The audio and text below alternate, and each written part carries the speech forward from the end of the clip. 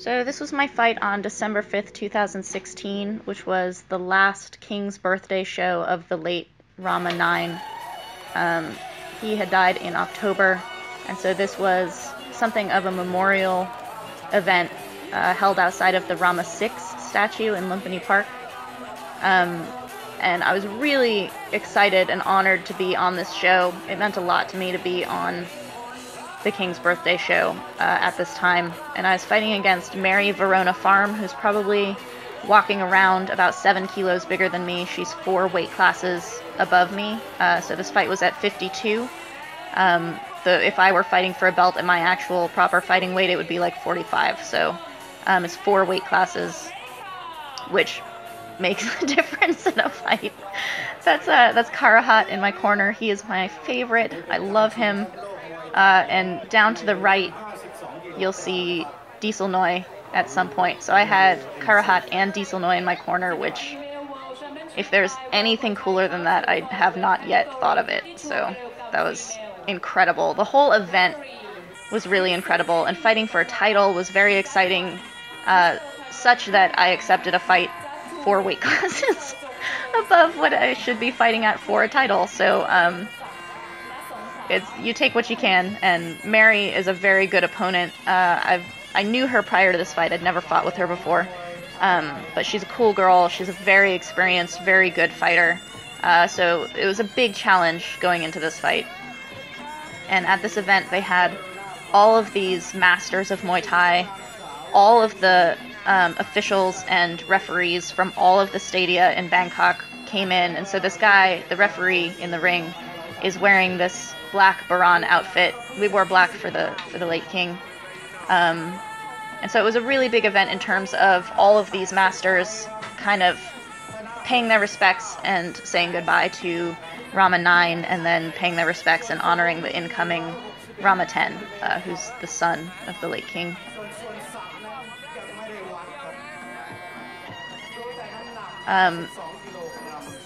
This was put on by WMC, so I worked with Stephen Fox, who's a really, really cool guy. I had to meet with the ambassador from America to Thailand and his wife, which was really interesting. I don't meet like diplomats and things like that in my everyday life. So it was a very big event that didn't feel pressure. Like, it just felt a lot of gratitude to be part of it, really.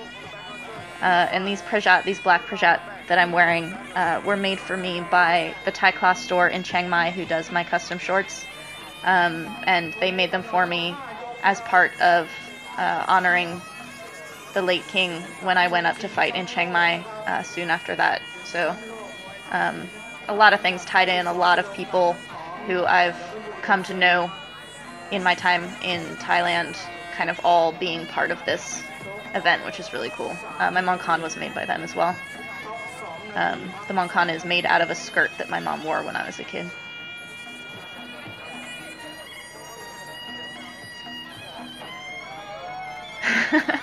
People always like that last part of my Muay. You'll get a lot of like, ooh, which makes me happy. This guy who's taking photos of me right now, he's some kind of like freelance photographer for various different publications. So we all go into the middle of the ring and we have to do this ceremony where we're bowing to Rama 6 first, and then we turn and bow to a portrait of Rama 9. But this way of whying is very old. This is how you would why to the king back in like Ayutthaya era movies. If you watch any of those movies where like Bokau and Sanchai are the old fighters, you'll see them doing that.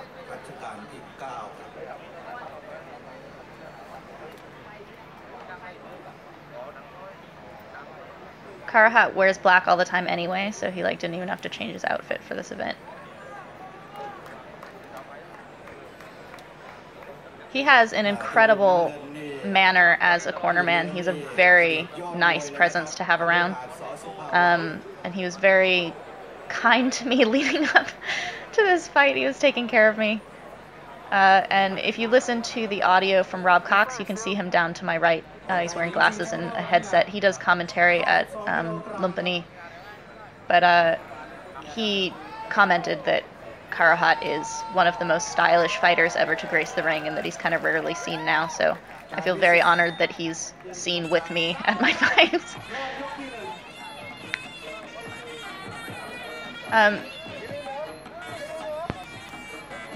So I started out just trying to like move a lot, not to try to not be too slow. Mary's very experienced, and so she, in her style, is very good at kind of creating this distance where she can wait and move and then fire like a good kick or a good shot or something. As the smaller fighter, you can't load up and fire one shot, so our styles are a difficult matchup, and this fight is actually really hard for me. I hate watching it, but one of the reasons I'm doing commentary on it is because Mary is exactly the kind of super skilled and bigger opponent that I'm going to need to be able to fight and beat in the trajectory of my entire fight career. So I'm hoping that in like 3 or 4 years I can look back on this fight and be like, I've fixed all of these things.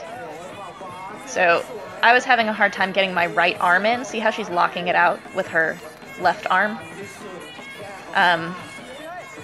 That stymies a lot of what my natural clinching inclinations are. It works on other people too. So if I lock out someone's right arm, they get completely frustrated. It's a really good tactic, and I did not solve it in this fight. You can see our size difference at times. I'm kicking really low, and basically just trying to close this distance. I have to stay a lot closer because of our size disparity, but I'm kind of not a super combination fighter, so getting in order to do what I need to do in the clinch can be pretty difficult against a fighter like Mary, and then once I get in, having my arm locked out, I couldn't dominate her in the things that I have strength in. And when you're a female fighter and your rounds are 2 minutes, they are super fast.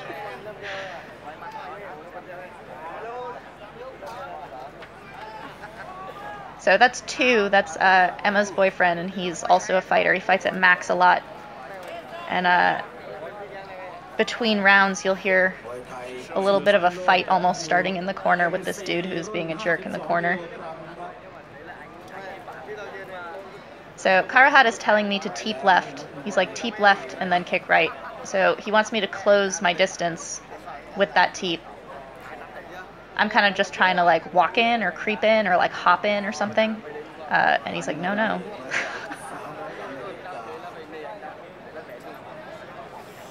Look at how calm he is though. He's like, if I were in there.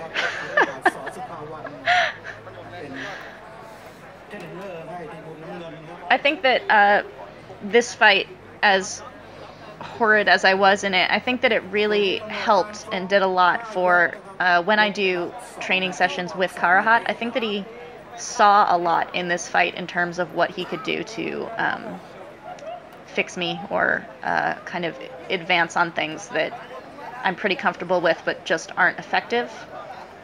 So even though it's an uncomfortable fight and I kind of got stuck due to my current abilities, I think that it made a big difference in terms of my growth in the future because of having Karuhat's eyes on it.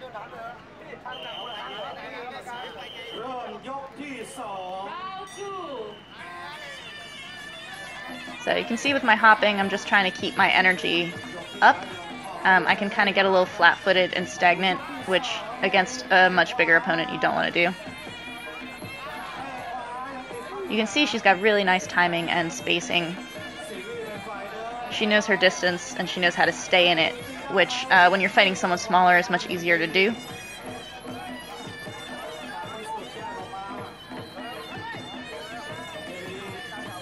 She keeps her feet so close together in her like general stance. If I were more aggressive at coming in and teeping, like what Karuhat was saying to do, I think it would be effective at putting her off of her spot. That's Diesel Noy now coming over to complain to Karuhat about something that I'm doing. He gets upset when I fight bigger opponents, which is every time he's ever seen me, so So here I'm trying to do the teep, but I'm loading up on it rather than using the teep to come in, like as a timing and spacing mechanism. And here I get a better lock than I've had, but I'm still under her arm, so I'm able to turn and get these knees, but I can't quite muscle her and then get the angle that I need. But having her in the middle of the ring here instead of on the ropes where she can just kind of lay out, this is my glory moment thus far in the fight. Kara's like, yeah, that worked.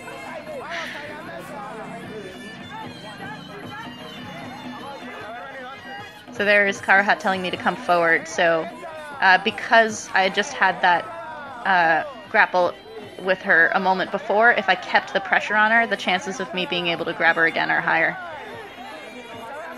I shouldn't be bending over like that, but you need to kind of wiggle out when your face is caught in someone's glove. But now that we're on the ropes, this is what happens. She can just kind of lay on me or lean into the ropes and it gets broken. So I need to keep the clinch more in the center of the ring.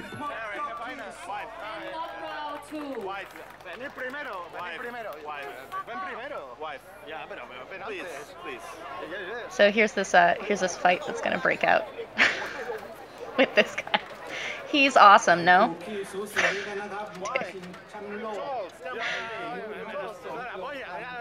Two would fight him. Two's getting upset.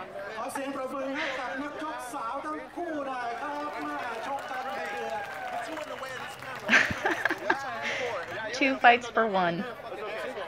Karahat's like, quit fighting and just put water in my cup.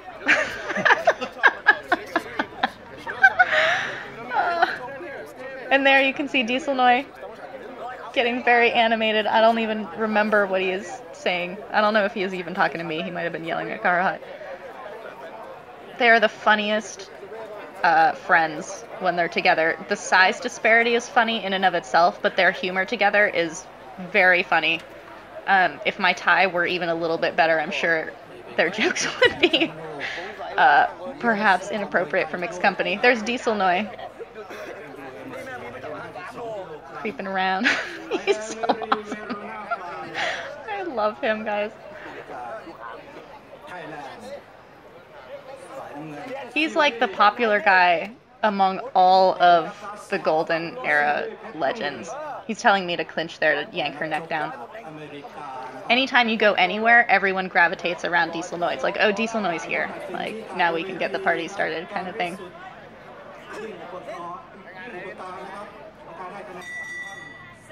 So, Karahat calls me Sin. He told me to pull her neck down, and if I grab around the waist, I need to twist. So, like, pretty much try to turn her. I was basically grabbing and then just holding straight up and turning myself, which doesn't do anything.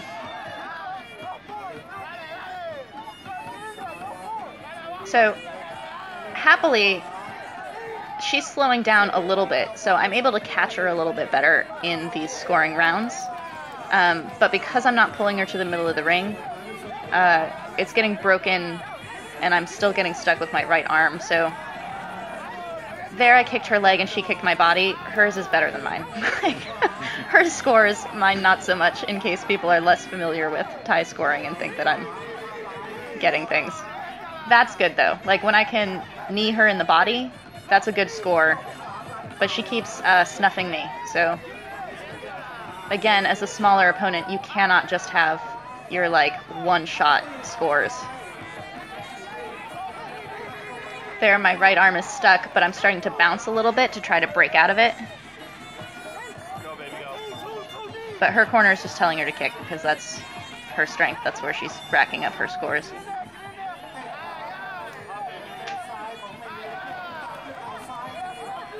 So, see, I'm getting stuck with, like, my head over to the side there. Recently, when I was working with Karahat, he had me switch my stance so that instead of getting stuck, you have your power side as the grip, and you can move someone better. So here, my hop-in is starting to work as a block a little bit better. But then I'm kind of stopping at this totally inopportune range for myself. But there was a good block on her knee, and there she lifts me up with her knee in my crotch. Thank God for the low blow groin guard. See how I hopped in and then stopped? That's not how that works. You have to go all the way in. So she's not backing up quite the way that she's been. She tried to touch my head after that round. I don't know if she's trying to like pat me on the head or something, but I totally like blocked her hand touching me and it ended up looking a little bit odd. Like I like punted her hand off of me or something. So there's Kevin correcting my hopping issue, saying that I need to hop all the way in rather than just going and stopping. And then Karahat is reiterating that I need to be using that left teep to close the distance. But he wants me to stay, like close the distance and grab. But I'm getting caught on the ropes. You can't see all of these things when you're in the fight. You can feel that something's not working, but you don't have the vantage point to be like, this would solve 3 things to pull her off the ropes. So listening to your corner when people have an idea like step left or pull off the ropes or any of these things, they sound like they're just one of many possible things to do, but usually they are a pinpoint for solving numerous things. Like you're getting stuck by this one thing over and over again. So if I understood more without my lizard brain why that teep that Karahat keeps asking for was important, that's about closing distance, I think I would have been more willing or able to do it. There, he's telling me to pull her off. She's tired, baby. These shorts were provided by the show, and they have these super huge patches on the front and on the back because that's who manufactures them, that FBT. Mary has been to a few rodeos and knew to take those off because they're so big that the elastic part doesn't actually expand. So my shorts are like a garbage bag on me. Like my skinny little legs, which are already smaller than every Thai girl I fight. It's not awesome. But now I know. Rip that shit off. Alright, so here I'm teeping more. I listen to Karahat. It's working. Turning a little bit sideways, but that's alright. We'll work on it. When I'm watching this, thinking about Karahat having me switch stances, I see how many things are solved by it, even though it's really awkward. But Mary, if you watch her, switches stances at times because she's comfortable in either direction. She's not totally ambidextrous, but being able to land in that other stance and do something and move forward gives you double options in everything that you're doing. So here, I just need to pull her off the ropes. Just pull.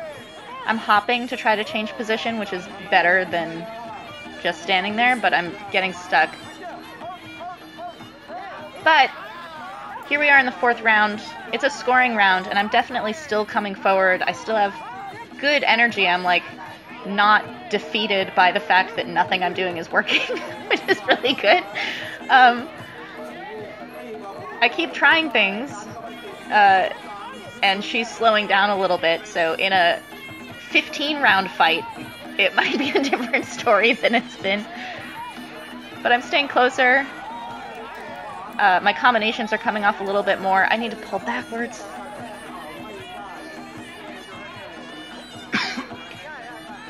But you can see she's having a harder time keeping her perfect distance. She's still keeping good distance, but she's not as measured, and I'm able to catch her more. Here I have a pretty decent lock, but because she's so much bigger, she actually just kind of like climbed on me and laid on me, which is hard to get out of. Karahat's yelling at me to go. He wants me to like really just be charging in. That doesn't mean like coming in and brawling blindly, but it means staying with that pressure, because when you keep that pressure on, things open at a split second that won't happen in other situations. When someone has a moment to breathe, those openings don't come. So when you stay on someone, you're opening for like a freak knockout or grabbing someone into a really good lock. That's when that happens. You'll see it in UFC when people have like reversals at the last 20 seconds of a fight or something like that. You can win this with a big round, baby. So I felt like the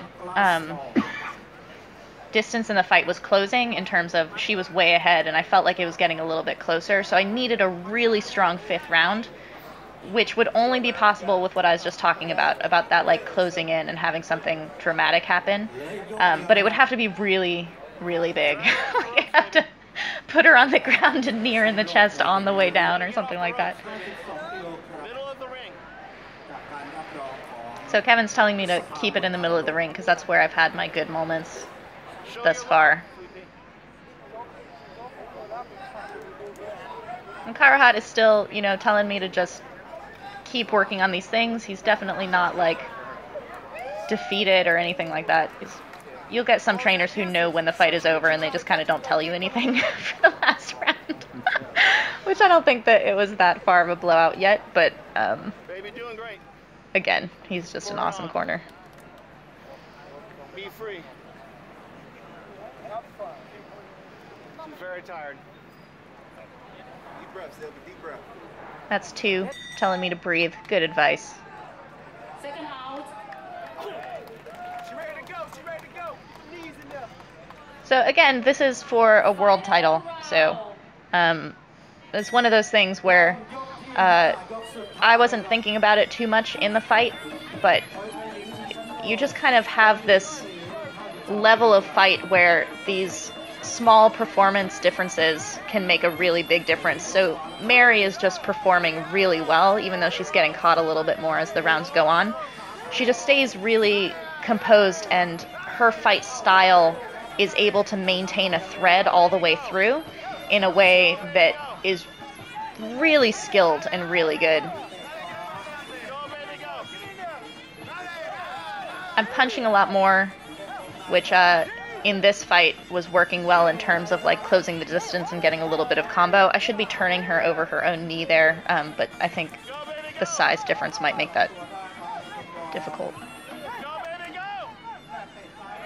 But there, see, I've been bouncing off of her kicks up until that, but now I'm kind of closing in better.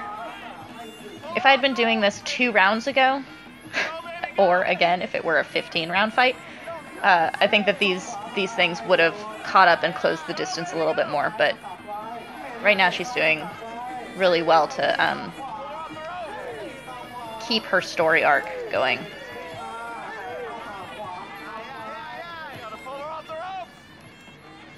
So I need to be staying in the middle a lot more. I'm basically chasing her from rope to rope. So there, right arm not locked out. And here I'm able to move her a little bit, but then because she's on the ropes, that happens and we get broken. So she basically just has to maintain for the rest of this round. I just have to make it difficult mostly. That was my attempt at a Karahat move where you like switch stance and throw a hook.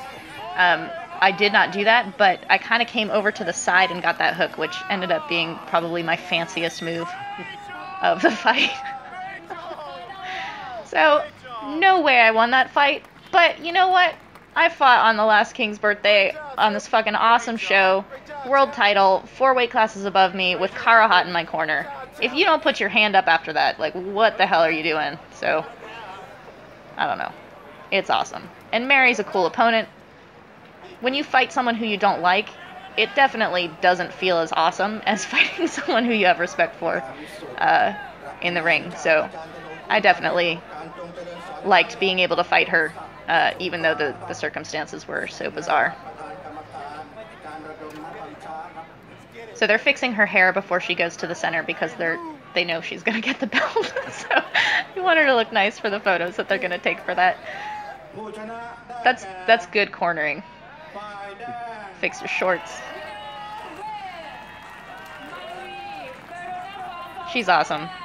She fights a lot of bigger Westerners. I'm probably the only smaller Westerner she's fought. But she fights really hard, and she has some really good victories. She's sweet. She's always got this huge smile, too. She's got, like, one of the cutest, constant smiles of any of the female fighters I know. Emma does.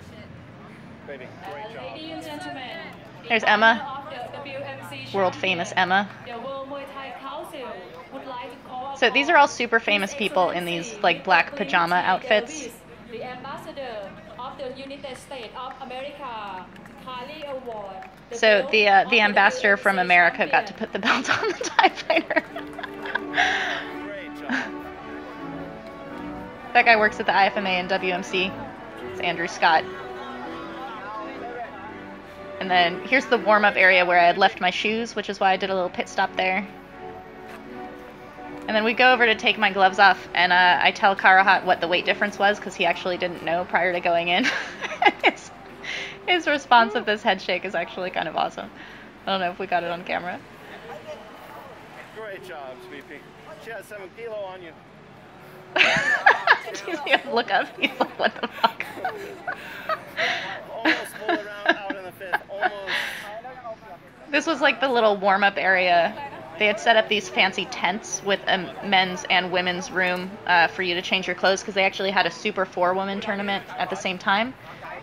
It is completely useless to have a female-only room at these Muay Thai fights because all your trainers are men.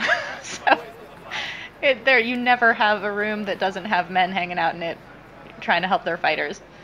But this is what we do. We lay out our mat on the grass like this, and this is how all the fighters grew up. So my mat prior to the fight actually was where all the cool kids were hanging out, because Diesel Noi came down and laid out on it and did his abs. He was like rocking his abs out. So we had like all the legends around my ring. It's like a magic carpet prior to the fight. Almost, baby. She locked out your right hand. That was the whole fight. And so Kevin telling me about her locking my right hand out, that is literally something you need to be told after a fight. Like, you might realize it somewhat in the fight, but not be able to fix it. Controlling his hand. But it's close. Almost.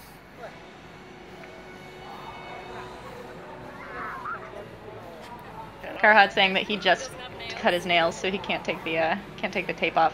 That's under the ropes, Emma Thomas. Surgical fingers. So Karahat had cornered for me one time before at a fight where I got my ass handed to me by Loma, and I got really badly concussed and was like ridiculous after the fight. But You fought pretty good, baby. look at how sweet his face is. I was talking to him afterwards, and he was saying that it wasn't good, but I was like, better than last time though, right? And he's like, well, it was better than last time. It's pretty funny.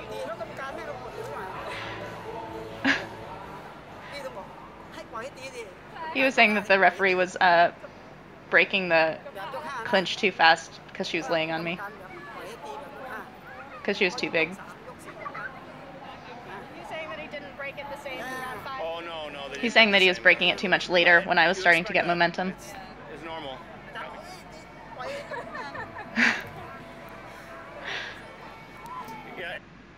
Nice.